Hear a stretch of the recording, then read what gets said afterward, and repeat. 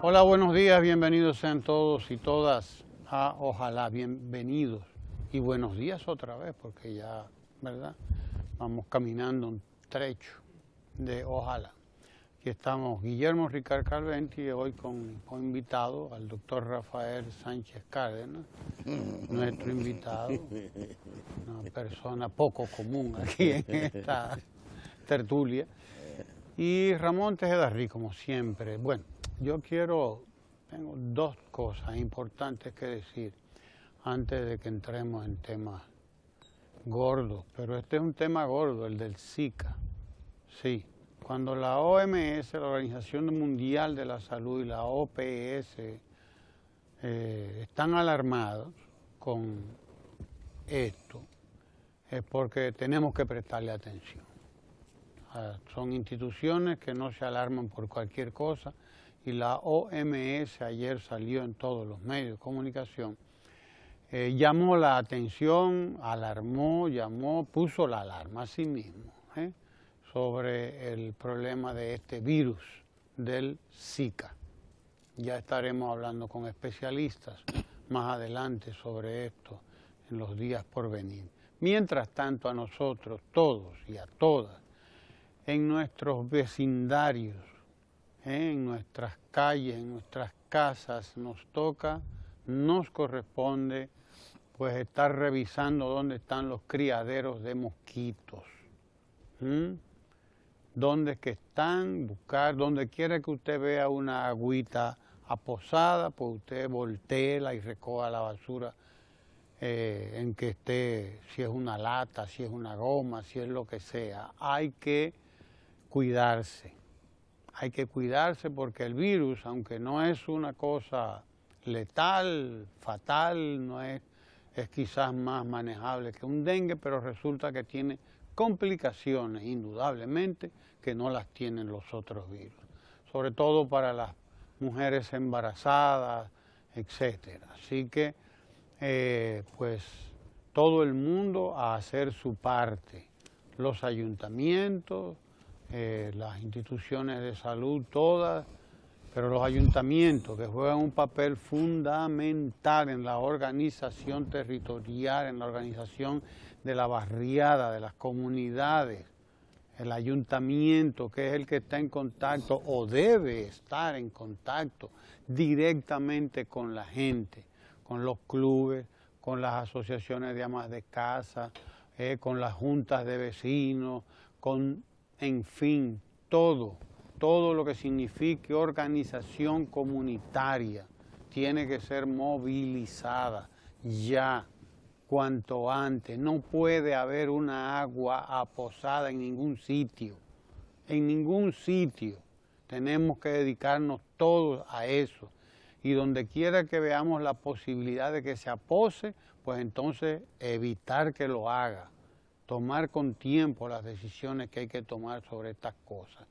La movilización del Ministerio de Salud de la República Dominicana ha sido formidable, la movilización del gobierno ha sido admirable, todas las instituciones del Estado han estado tirándose a la calle del medio todos los fines de semana y hasta los días que no son de los fines de semana para esto. Millares, bueno, ayer uno de los diarios de circulación nacional, El Día creo, tenía en su portada como noticia principal el que se habían contabilizado más de 400.000 criaderos de mosquitos o probables criaderos eliminados en esas campañas que se han estado realizando.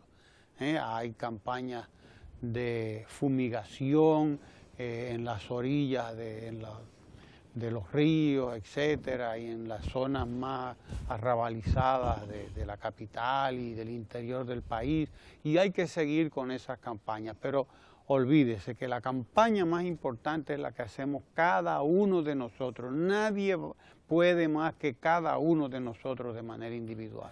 Por donde quiera que usted pase, solar baldío, calle, lo que sea, callejón, no importa, camino, si usted ve agua posada, vaya y drene esa agua o bote el coce, el cacharro, la goma, lo que sea donde esté.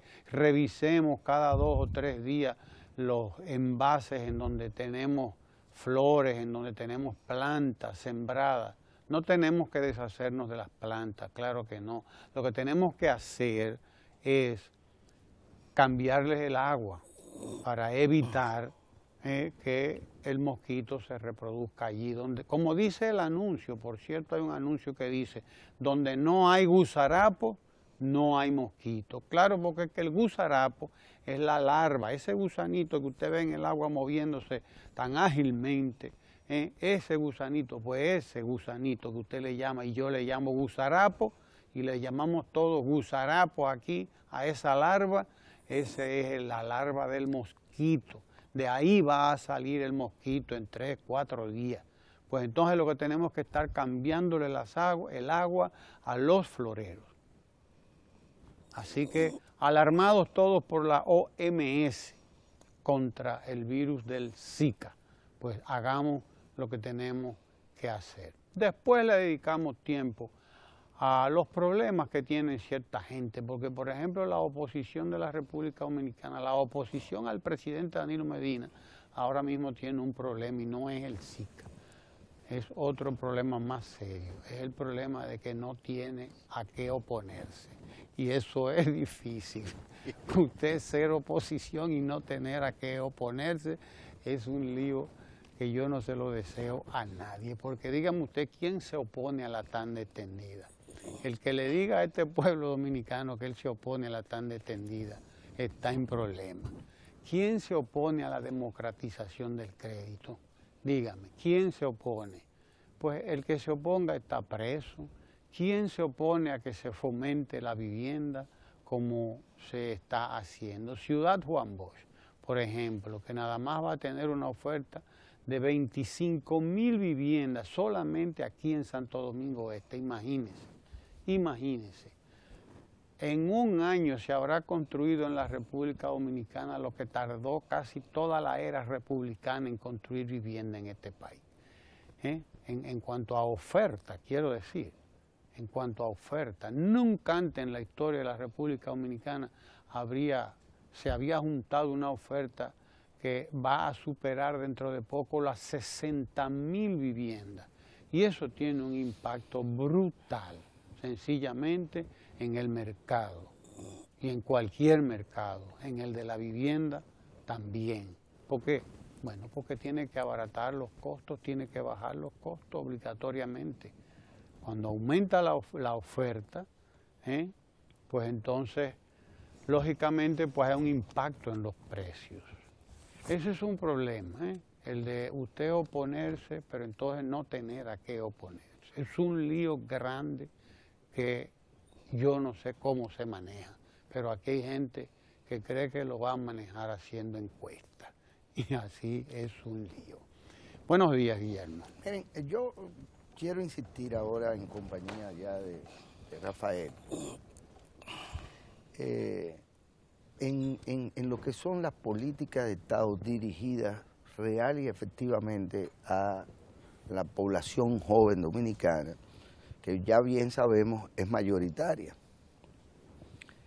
y que al igual que la no tan joven, pues se resiente de manera particular en materia de formación, de oportunidades y de empleo.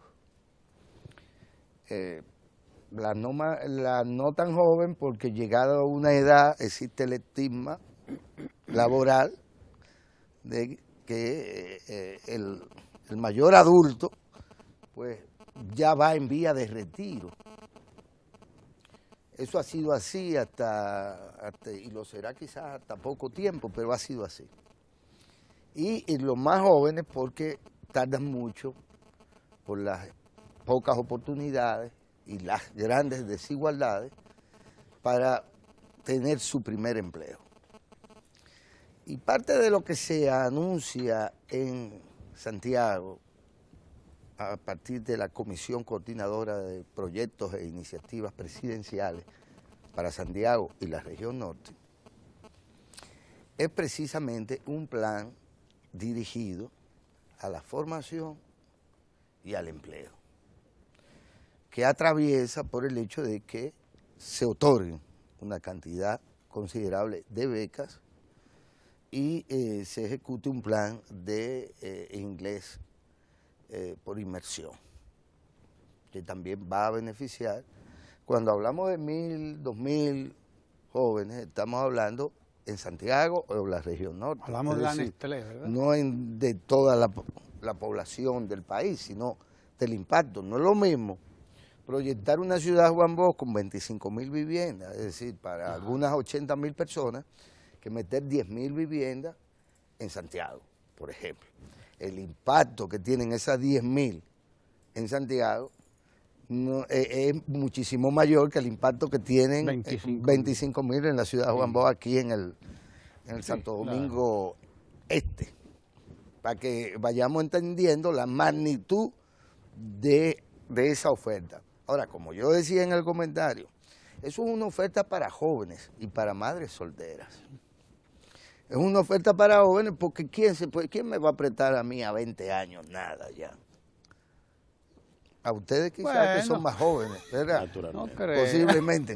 Pero a mí no me van a apretar para 20 años. ¿Qué pasa? Nadie se está endeudando a los 60, que no es mi caso particularmente. Pero a 20 años, para terminar los últimos 20, uno afanado por pagar una deuda. Usted adquiere una vivienda con las condiciones y las comodidades que tiene. ¿Cuándo? Cuando a los 20 y tantos años usted consigue su primer empleo, luego de haber hecho el grado, la maestría y hasta el doctorado, viene, tiene un empleo seguro y entonces usted dice, no, pero yo en vez de ponerme a pagar un alquiler, déjame coger a tasa fija excepcional este préstamo y casarme. Y casarme y tener mi familia, entonces se endeuda. Ese es el momento ideal para usted asumir. Eso es una política... 20 años de interés estable. Estable, pero eso es una política para jóvenes. Eso es un hecho y una expresión de política para jóvenes. Lo mismo el tema del primer empleo. El que a la edad nuestra no está empleado y casi votado, casi votado, tiene su propio empleo, o se sacó muchas veces la loto, por así decirlo. Entonces, también las políticas de formación son políticas de formación para esos primeros empleos y para los emprendedores también.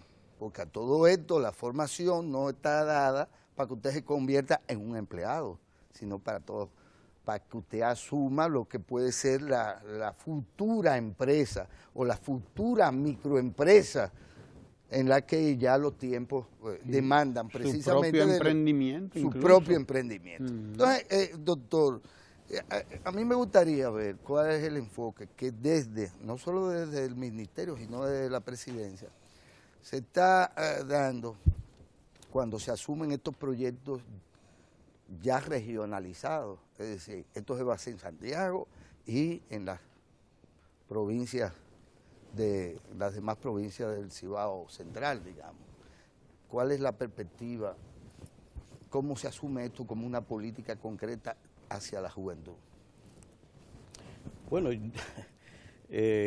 la juventud tiene un conjunto de ofertas, porque lo que tú decías, por ejemplo, en la ciudad de Juan Bosch, hay parte de esas viviendas que están o van a ser dedicadas a profesores, por ejemplo. Profesorado joven, esencialmente, pero al fin y al cabo, profesores, ¿verdad?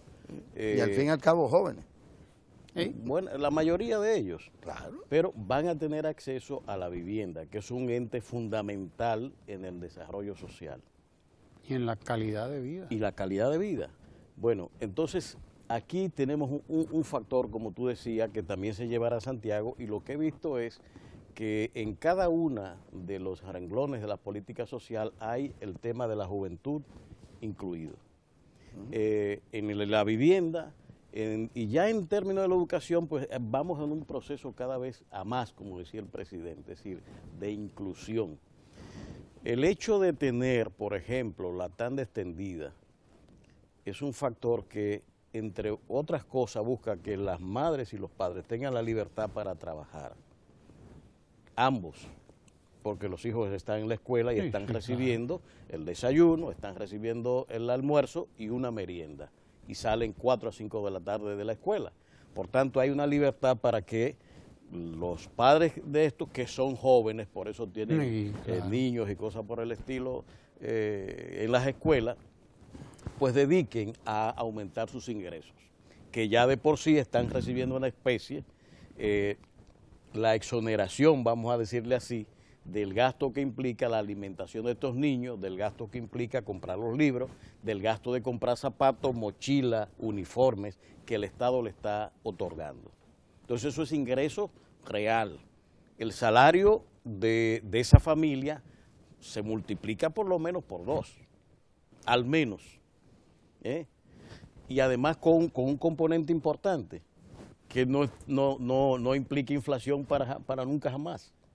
Porque el desayuno lo vas a recibir y por tanto, si el arroz está a 15 y luego llega a 20, eso no va a afectar a la familia nunca, porque es una política estatal. De manera que el ingreso prácticamente neto que está recibiendo se preserva. Esto es una cosa. La parte de formación, yo creo que aquí es uno de los ejes fundamentales. Señores, la cantidad de niños y el volumen que, según informaba Educación, se está entrando a la escuela pública, es impresionante. Cada vez mayor por las políticas que se están implementando de incentivo educativo. Eso está llevando incluso la migración del sector privado, de los colegitos estos que conocemos en los barrios, hacia la escuela pública, porque están favoreciendo a las familias. Pero en términos formativos está, por ejemplo, el tema de la asistencia y la formación que se está dando a los maestros. La cantidad de capacitaciones, que son dos cosas diferentes, el proceso de formación y el proceso de capacitación. En la formación se han gastado más de 1.300 millones en maestrías, por ejemplo, y especialidades que se están dando, que son dos niveles de formación totalmente diferentes.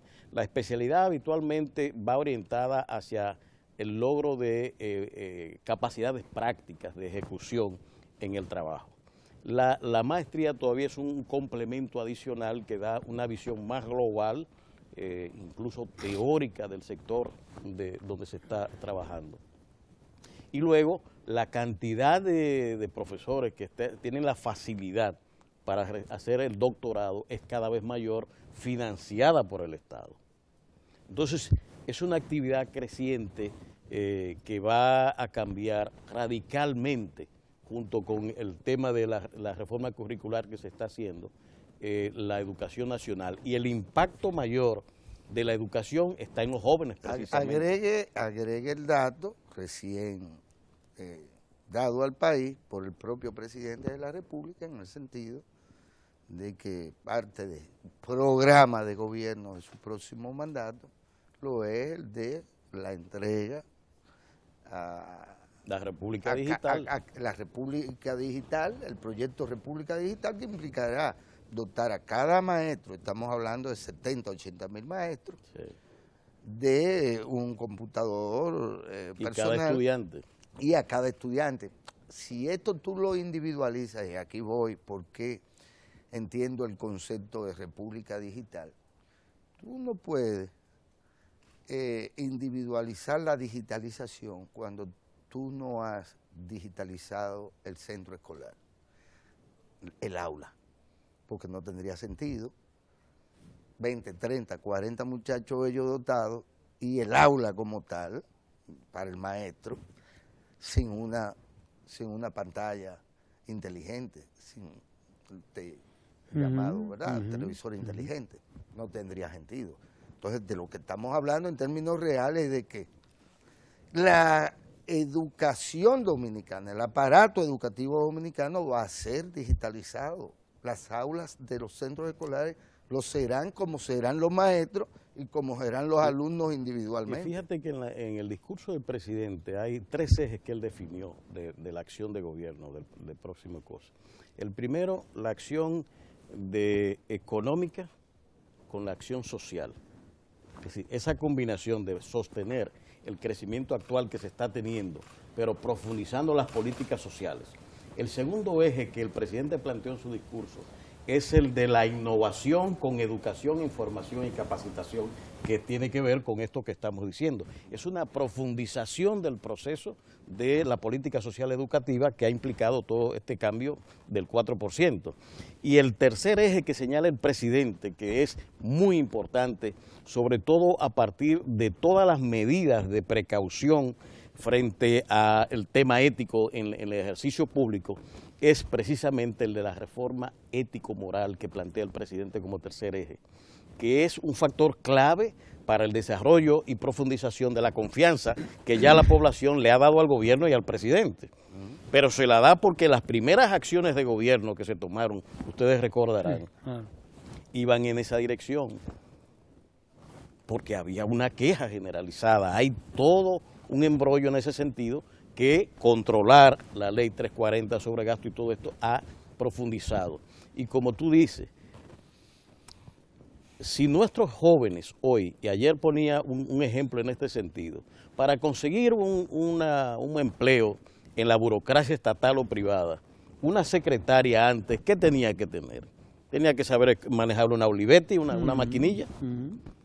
Pero en ninguna hora prácticamente, yo creo que en algunos cuartelitos de pueblo, mecanografía y taquigrafía y archivo. Mínimo, Y archivo. Las 3 cosas que él tenía en las academias aquí comerciales.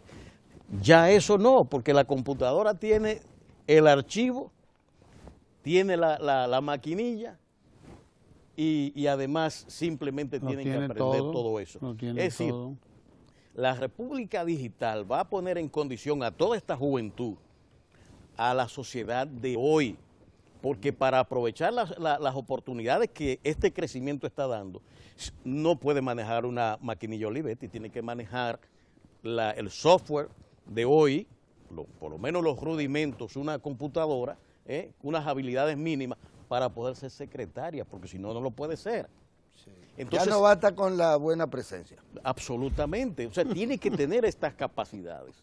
Entonces, en una cosa tan elemental como esa, para el empleo, o sea, para acceder a la oportunidad que genera hoy el empleo, hay que tener formación de tipo digital. Por eso la pertinencia que tiene el planteamiento de la República Digital.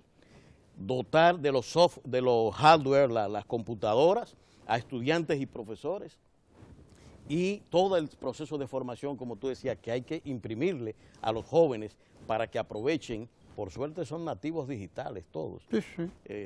La gente ya más viejita no tienen que adaptarse porque son análogos.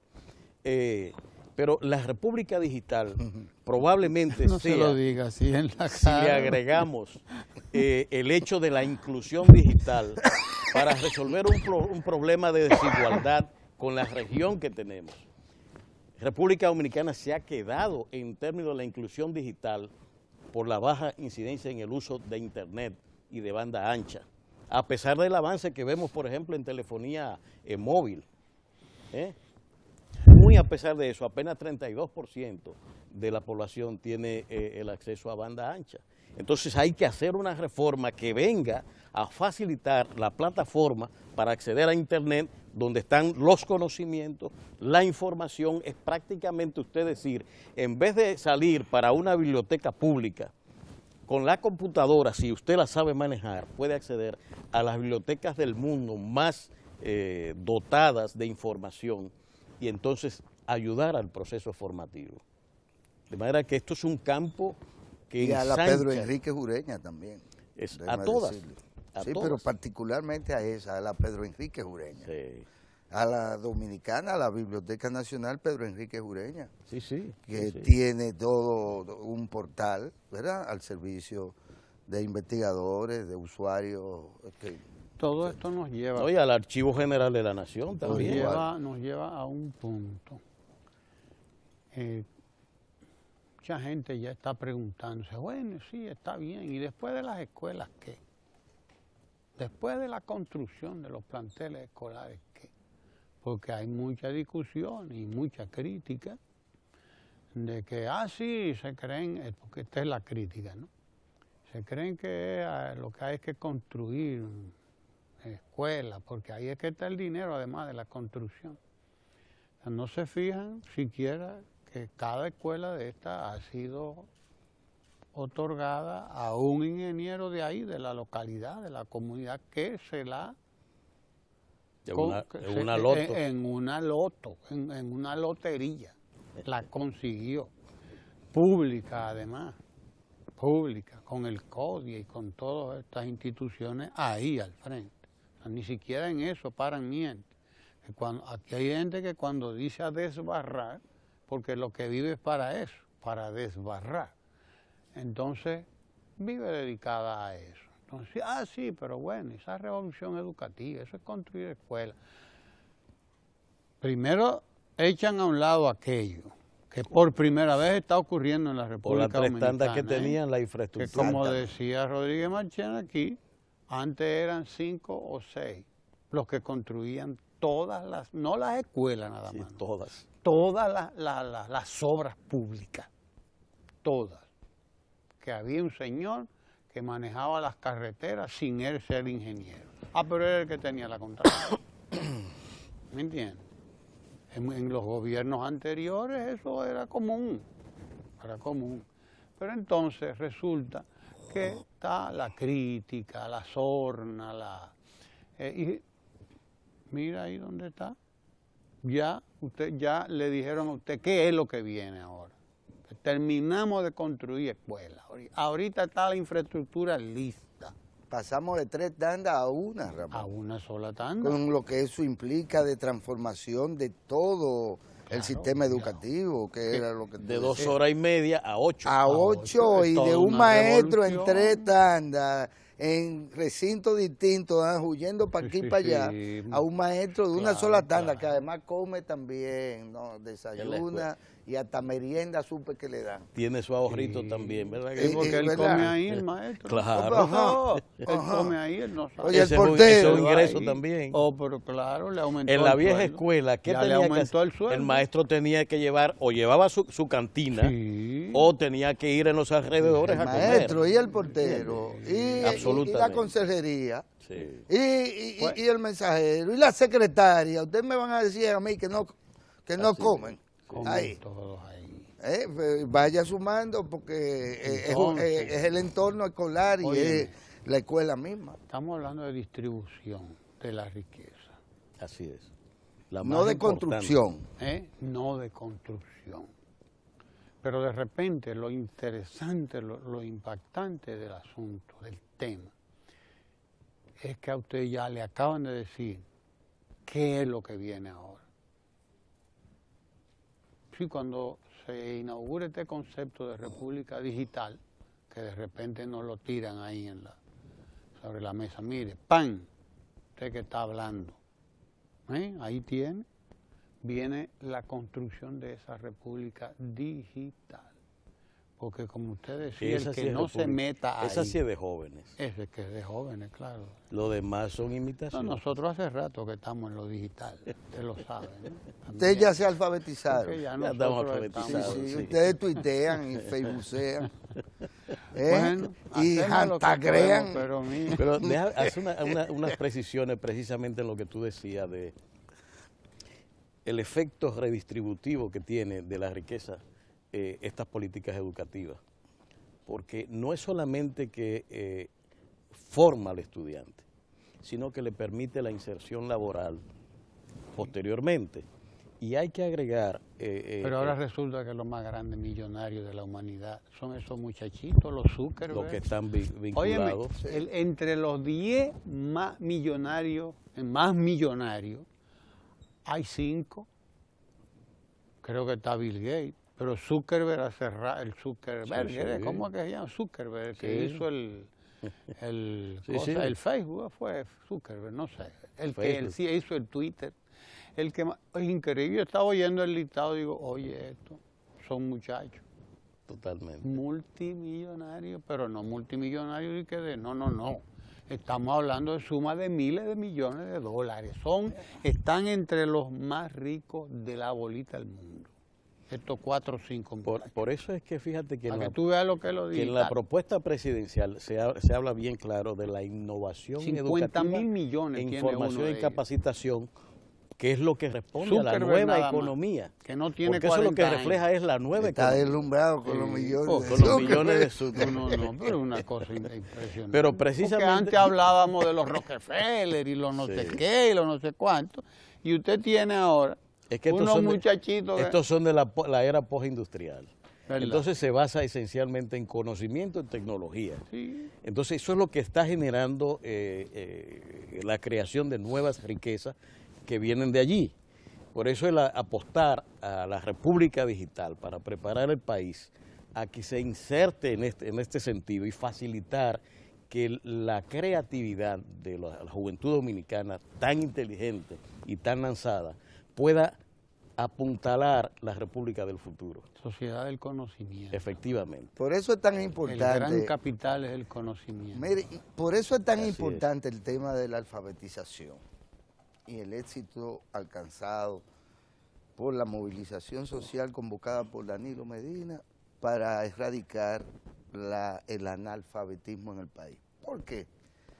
Porque si a esa gente tú no le dabas la oportunidad de montarse, aunque fuese en el último vagón del tren, esa gente se iban a quedar definitivamente condenada al pasado. Y estábamos hablando del 10, el 12% Y más que al pasado, de la la población. exclusión. Sí, a la exclusión, eso, al pasado, porque para mí la exclusión es el pasado, en términos de que eso es lo que estamos tratando de superar en el presente y para erradicarla del futuro. Pero imagínense ustedes, donde estamos hablando de dar un gran salto ahora, el presidente que nos está convocando a dar el salto de la revolución digital, que es entonces, en esencia, que es por igual también, es tratar de llenar el vacío digital, el vacío que hay las desigualdades a propósito de este tema. Una televidente nos dice que la República Digital haría obsoletos los tiestos de libros de las escuelas. La República Digital. Totalmente, gran ahorro. Y que su capacidad de mejorar los textos y adecuarlos a esa realidad. No es verdad que las bibliotecas funcionen porque los empleados no saben usarlas. Sí. Hemos tenido esta experiencia. Deben democratizar el uso de la biblioteca porque los usuarios ya saben más que los empleados. Los usuarios. Es que los muchachos no están yendo a la biblioteca. Porque prácticamente no la necesitan. Porque es que ya lo tienen todo allí. El conocimiento está online. Maestros que no tienen una verdadera formación digital no podrían asumir el reto de una educación de calidad en un entorno digital. Y es importante eso que hace, porque fíjate que es que el aula tradicional, aquella donde entran los alumnos, entra el profesor, cierra la puerta y empezó la clase, la tiza, el borrador y la pizarra, eso está desapareciendo. Incluso es de tal tipo el desafío que implica que la inclusión en el aula de las nuevas tecnologías, como se está haciendo, ya conecta al alumno desde ahí con todo el sistema de información, de manera que aquella actitud pontificadora que tenía el profesor tradicional va a desaparecer, porque lo que va a tener es un desafío de un estudiante que accede a una información y dice, un momentito, y puede hacer las correcciones del lugar. Claro. Por tanto, obliga al profesor a que mejore su capacitación y su formación para poder adaptarse a ese nuevo ambiente formativo. Yo quiero hacer el eslabonamiento entre el tema del rescate de la gente analfabeta simplemente y decir que no se puede ya ser analfabeto funcional sin ser digital. Y que ahora de lo que se trata el salto es para brincar la brecha digital. Es que hay una parte que ya podrá ser alfabetizada, digamos, y serlo funcionalmente. Pero ya a partir de ahora, en la humanidad, en este estadio de desarrollo de la humanidad, se crea el nuevo analfabeto, que es el analfabeto digital, que es el que no tiene las herramientas para descodificar los nuevos lenguajes y hacer uso eficiente de las tecnologías de la información. Porque tiene que ver una cosa con la otra. Ya no nos podemos referir a esa vieja escuela, como bien tú dices, que ha quedado superada. Pero ese es ciertamente el gran reto cualitativo. Cuando se hablaba de esa dicotomía entre la cantidad y la calidad en el sistema educativo, en términos de construcciones o de inversión que todavía no se ve, de eso es que se trata, de hacer una revolución digital que sí transforme de cabo a rabo la escuela dominicana. Pero usted no podía plantearse hacer eso con las 3 tandas en una misma edificación.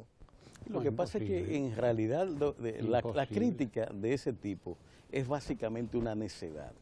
Porque dígame usted, cuando usted tiene una escuela, las que habían, dividida en 3 tandas, o sea, ¿cómo usted va a modificar y aplicar el plan de estudio que de por sí no se cumplía porque se daban menos de 3 horas de clase? Así. ¿Cómo cumplir con un plan de estudio y lograr calidad educativa con una escuela dividida en 3 tandas? Había que crear la infraestructura, primero, que permitiera que las aulas estuvieran disponibles para las 8 horas y que tuviera además los componentes adicionales para la actividad deportiva y cultural, que tuviera además la escuela las cocinas para proveer los desayunos, almuerzos y meriendas, que es importante, porque ojo con lo siguiente, nadie, hay estudios ya que sí lo señalan, ¿qué papel jugaba el no tengo zapatos, el no tengo desayuno, el no tengo uniforme para ir a la escuela en términos de el bajo rendimiento, el ausentismo, el abandono escolar? Tiene que ver con esos factores que no son propiamente educativos, sino sociales. Y que con este nuevo planteamiento educativo se están resolviendo y permite que nuestros muchachos estén en la escuela en vez de la calle o en un hogar donde los papás no saben si trabajar o con quién lo dejo. Eso está resuelto. Y el otro problema que Vía también... un INAVIE, y hay que decir lo que es correcto, con las estructuras que ya el Estado, parte de la política, ha creado. Pero el otro es el siguiente detalle. La clase media y alta envía a sus niños al año a una escuela en educación inicial. A los 3 años, ya los niños, 4 o 5 años, están hablando inglés cuando son bilingües. Claro. Es decir, ya tienen... Hay muchos colegios que estafan a las familias que se creen eso. No, pero no con mucho en las que- escuelas los bilingües... muchachos ya mucho aprenden eso. a hablar inglés en el entorno. En el entorno. Los muchachos aprenden correcto. a hablar inglés en el entorno. Ya. Exacto, pero la Bueno, escuela... eso no es por generación A hablarlo. espontánea. Sí, sí. No es que quiero, generación lo que quiero espontánea. destacar Búscalo y tú lo es verás. que para los pobres no había educación preescolar. No, pero... No hay educación inicial. Y- Ahora es que empieza el ataque precisamente que no permitía que estos niños de los barrios y la pobreza nacional, que son más de la mitad, tuvieran acceso a una educación desde pequeños, que sean sometidos a un programa de formación como lo tuvieron los hijos nuestros, Mire, que iban a un doctor. preescolar y recibían todo el conjunto de estímulos psicomotriz y de preparación para socializar, que es imprescindible en la formación Usted humana. Así Está trayendo, concatenando una serie de elementos ahí, que hacen que uno tenga que estar explicándole a la gente permanentemente estos temas. Tiene que haber alguien, un compromiso, y nosotros lo asumimos. Porque si no, aquí lo que se le muestra y lo que se le enseña a la gente y lo que se le quiere incrustar ahí es que aquí esto se está acabando, que Sí. tenemos huelga de médicos, que los estudiantes de la UAS están perdiendo las clases y es verdad que los profesores están en huelga, Pura que no vaina. sé qué. O sea, porque aquí hay gente dedicada a eso, nada más que a eso. Y resulta que tiene que haber alguien que diga que, señores, por primera vez en la historia. Esto es un fenómeno que yo no creo que se vuelva a repetir aquí en mucho tiempo. Yo no sé, pero a nosotros nos tocó vivirlo. El de la revolución educativa, pero que comienza en el preescolar. Claro, claro. Sí, porque hasta ahora la clase media alta y la clase alta dirían, bueno, pues está bien, claro, porque ellos tenían resuelto ese problema. Y por cierto, como decía Bosch, ellos son los que hacen opinión pública. La clase media alta y la alta, esos son los que hacen opinión pública, porque la baja, los pobres, no hacen opinión pública porque no tienen acceso a los medios de comunicación, sencillamente, esa es la verdad. Por eso es que 4 muchachitos en el Parque de la Lira, cuando vienen a verte, hacen más bulla que yo no sé cuántos sindicatos o cuántas asociaciones de amas de casa que están fajadas resolviendo problemas para allí. Ah, pero nadie apunta para ahí. Todo el mundo va para el parquecito de la Lira, donde están los 4 muchachitos aquellos, los mozos, cosas de la Lira. ¿Tú me entiendes? O sea, esa es la realidad de nuestro país. Y unos periódicos que lo leen aquí en la capital, porque después no lo lee nadie en el país entero, pero esos son los que hacen la opinión pública. ¿Me entiendes? Por eso un artículo interesantísimo que tiene Mariano José de Larra sobre cuál es la opinión pública. Por cierto, allá en el siglo XIX, no hoy, ¿no? Muy interesante, por cierto, porque ¿qué es la opinión pública? De verdad, eso es, ¿qué es la opinión pública? Un grupito de gente que viven ellos manejándose la información y pasándosela y llevándosela y discutiendo entre ellos y diciéndose de todo en los periódicos. Usted no está hablando de las redes sociales. Pero bien. No está hablando de eso, ¿verdad? Pero fíjese una cosa, la educación preescolar para la mayoría de la población, porque la que está excluida es la mayoría de la población. La que ha estado excluida de la educación preescolar es la mayoría de la población. El 80% de la población, casi nada.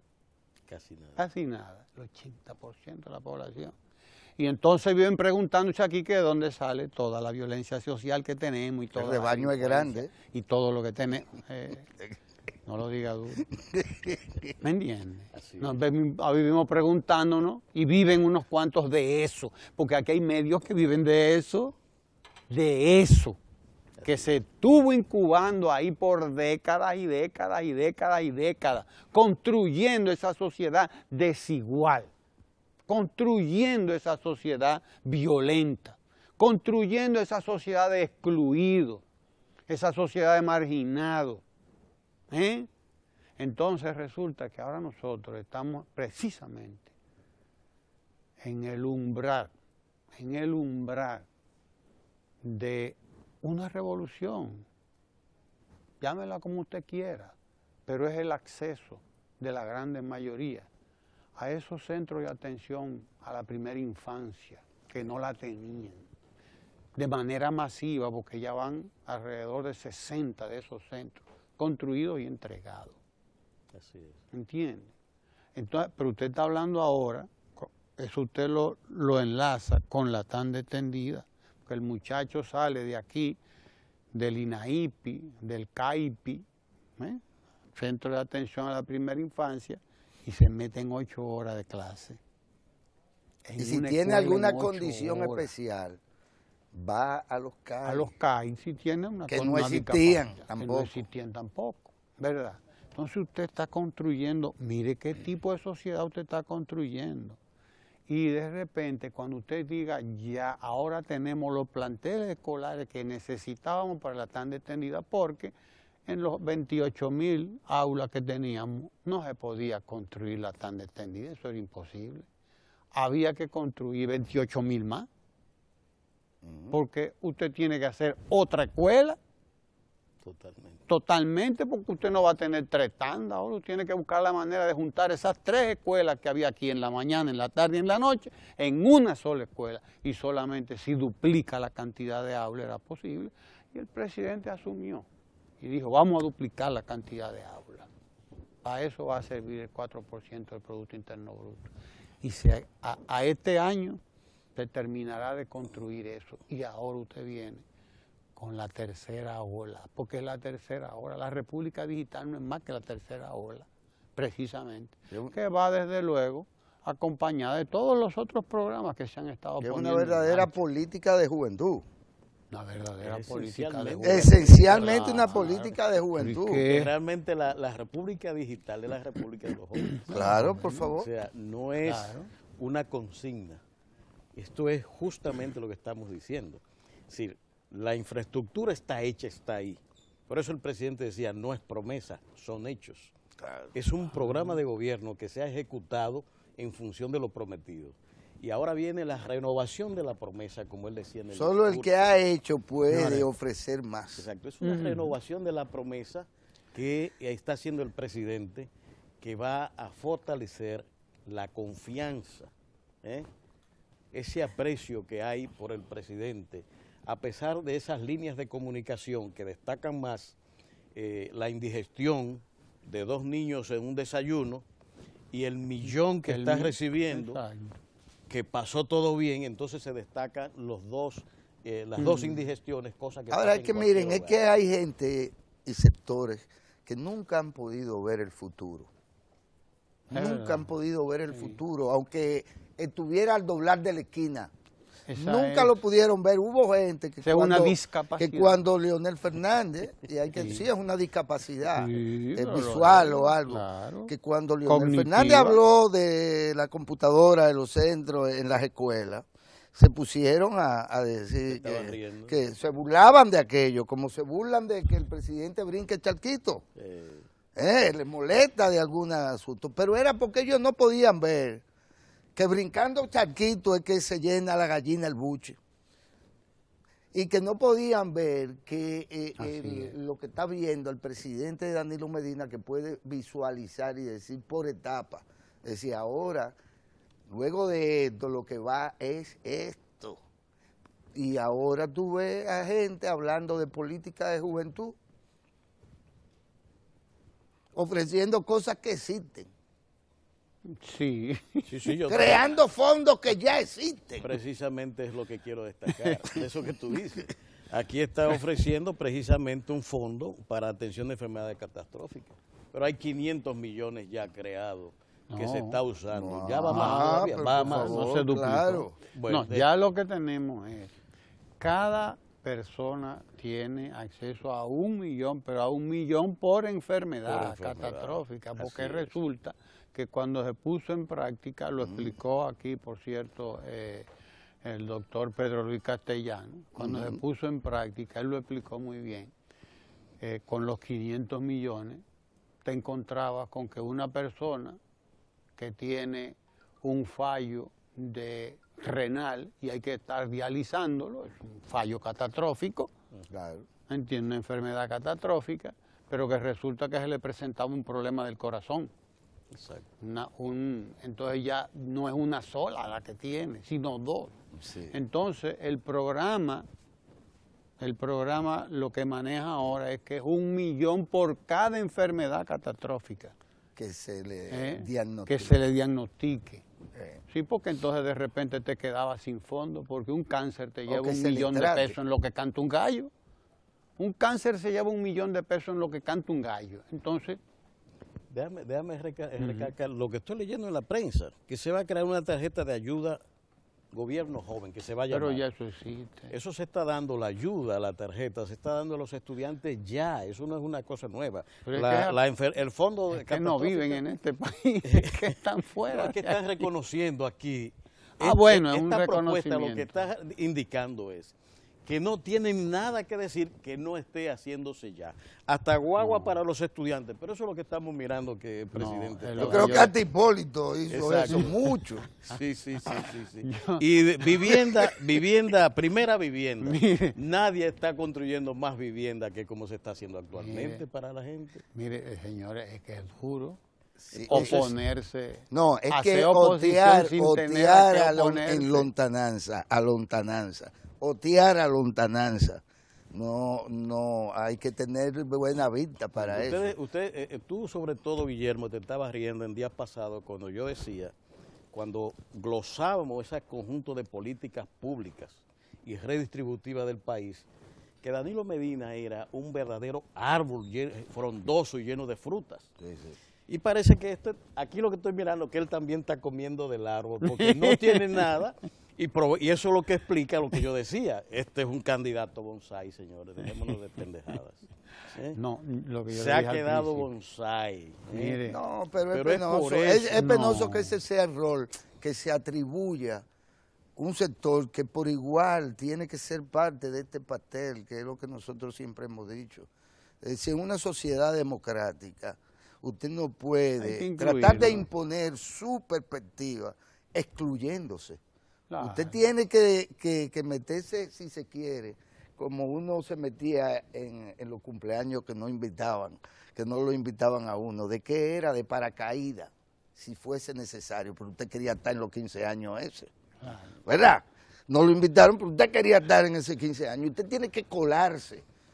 Si se le está excluyendo, búsquele la vuelta al asunto e inclúyase.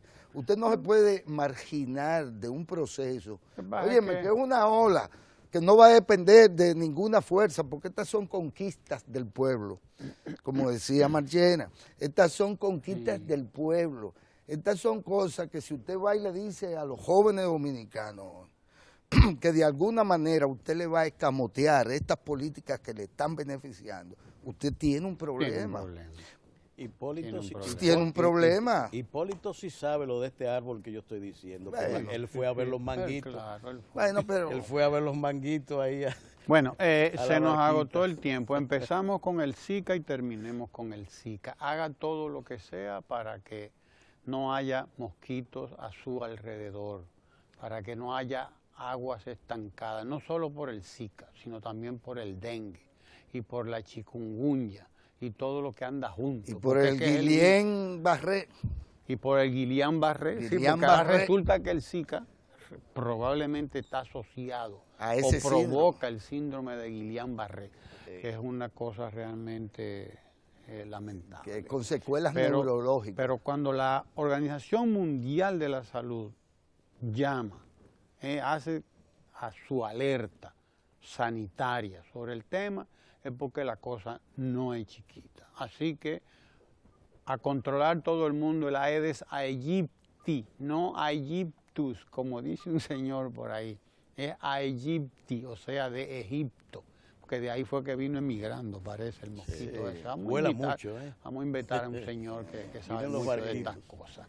Quédese ahí porque ahora nos vamos a Ecomundo. Llévese por delante cualquier Ojalá. moquito que usted encuentre. Sí, y quédese ahí.